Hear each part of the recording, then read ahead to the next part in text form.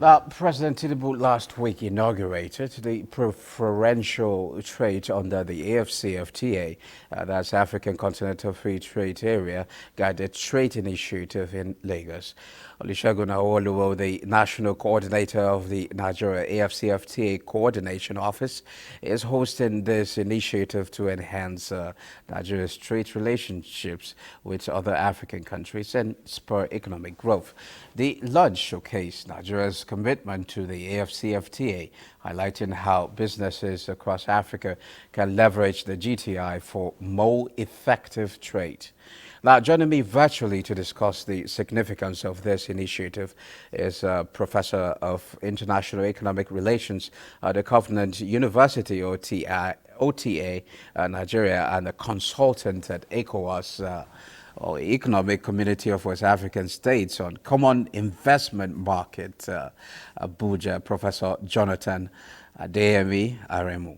You're welcome to Business Express, Prof. Thank you very much. Prof, I understand. Okay, beautiful. Yes. I think we're okay. Well, Prof, we had we had conversation the other time, and then there's this lunch that came afterwards, the preferential trade initiative. Tell us, what is it about? I understand that it's part of the guided trade initiative. Well, thank you very much, and let me congratulate the entire country, Nigeria, that we have finally joined the other African countries in trading on the African Continental Free Trade Area. It was a very wonderful landmark effect in Apapa last week. That was Tuesday. The president was there, but he was represented by the secretary to the federal government. And then we have the Secretary General of African Continental Free Trade Area, all the way from Accra, who was available also. Had a lot of other dignitaries. The private sector personalities were there, Nasima, Man, and quite a lot of organized private sector individuals. So Nigeria actually started the shipping of products to other African countries last week, Tuesday. Okay. It is a congratulation to everyone in the country. Okay, beautiful. I understand that about 11 exporters got certification to begin export to other countries. So the AfCFTA is finally on. So, Sorry. Okay. The AfCFTA is finally on. So where do we go from here? Yeah, we have started. Where we are going is simple. So every other person, every other individual, corporate and individual that wanted to trade on the African Continental Free Trade Area can actually start to process their papers so that they can join the train. You see, just as I used to say, and I said it the last time we talked, that it's not good to go into economic integration late. When you go late, you take only the crumbs. Why? Because people are linking themselves now in terms of buyers and sellers. So if you come there late, that means they will have linked themselves, and you need a lot of money to advertise before you can actually sell your products into other countries. So I think it is time for everyone to be able to make sure that he gets himself linked up, not only in selling final product, but selling intermediate product, selling raw materials, practically integrating yourself to other productive activities in the entire continent, on the African Continental Free Trade Area. And subcontracting opportunities are there as well. Subcontracting opportunities, to other countries, to other sectors, 5 priority sectors under the trade and service place. Right now, we are actually dealing with goods. So the opportunity is there now. So where are we now? So, we have started. Prof, you are saying that the issue with the rules of origin has been settled. Then also payment, when it comes to payment, are we seeing the PAPs making playing a role in this case? Okay, thank you for that one. With respect to rule of origin, that one is settled. You can, for those who that watch it on TV, all the 10 companies that meet the standard receive their certificate of origin to export those products. So that means that rule of origin is settled. Other companies that are coming up to be able to start selling, they should put their own papers in place so that their own rule of law will be okay. With respect to Pan-African payment and settlement system, please let us accept the fact that that one is not yet on. As I'm Okay. talking to you now, How do we make payments now? How do there's people no make problem. payments and There receive? is absolutely no problem about that. Okay. Why? Because we have the method of letters of credit to pay, and then while we are still perfecting the Pan-African payment and settlement system, the letters of credit can actually be used in payment. There's no problem about that.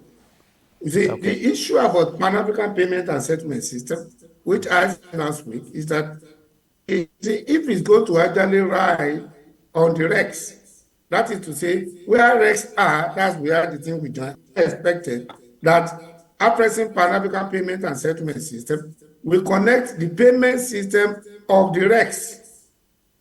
By tomorrow, the ECOWAS staff, the WAMA staff, as well as the central bank across West Africa, they are going to be meeting in Dakar to discuss this issue of the ECOWAS payment and settlement system. Because they know that African continental free trade area is now on board, and then there is need for regional interconnectivity. And then the Pan-African payment will now be able to engage in the REX connectivity after the regional connectivity. So it's as urgent as yesterday, and everybody is working to make sure all these things are put in place. So Okay. from You said ECOWAS side, ECOWAS is throwing all things possible to make sure. Okay. Already we've seen 10 people, 10 businesses trying to export goods to other African countries. How well positioned is our private sector to take this, or to take advantage of this opportunity? Because we've been talking about the AfCFTA for a long time now. Now it's here. So let's, how well positioned are we to take We are opportunities in well this? positioned, my brother. We are Okay. well positioned. You see, what we are doing under Pan-African payment, under African Continental Free Trade Area, is not new. We have been trained under Equal Trade Liberalization Scheme, which is the same thing. What we are doing under ECOWAS is now what we shall be doing at the continental level. That's all. It's not anything new at all. Is that we were trading only with 15 member countries of ECOWAS. Now we have option of 54 countries, which is a very big opportunity for the private sector you are talking about. The private sector are well positioned because they are familiar with every of the processes, and none of them is questioning this anymore. All what they are trying to do now is for everyone to make sure they key themselves in to take the opportunity that is inside.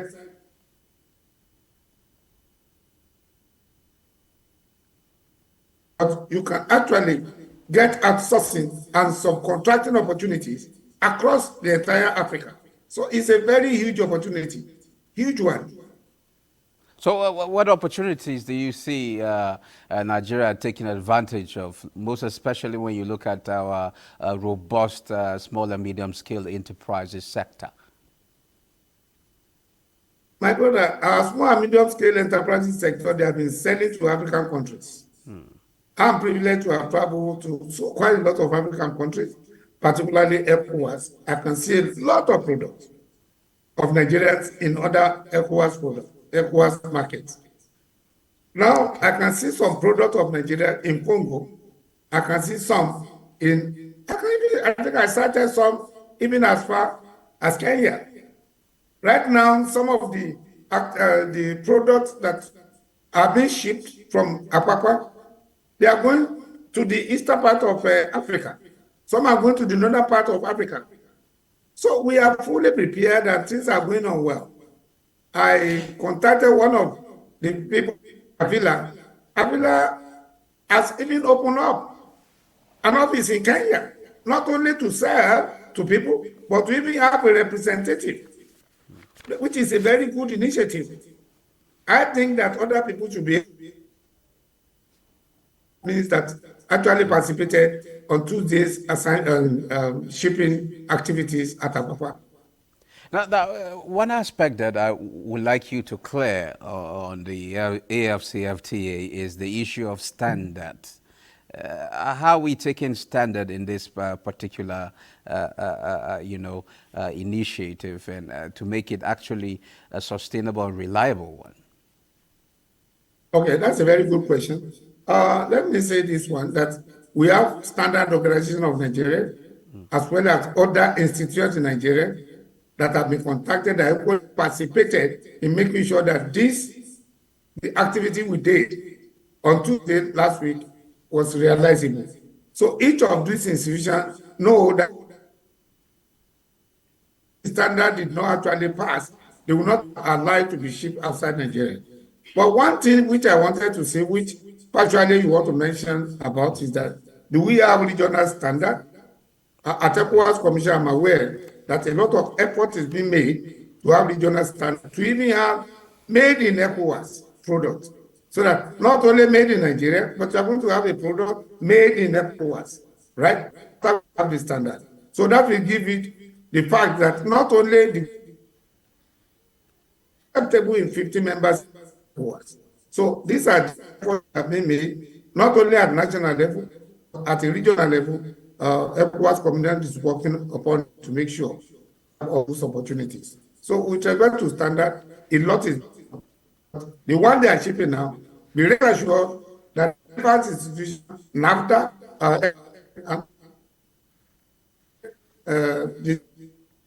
they actually participated, that this first shipping will not be a disappointment to Nigeria. Okay. Thank you very much, Prof. It's always a pleasure having you on the program. We look forward to discussing more on the development of the AfCFTA now that it has been, the preferential trade initiative has been launched. Okay. Thank you.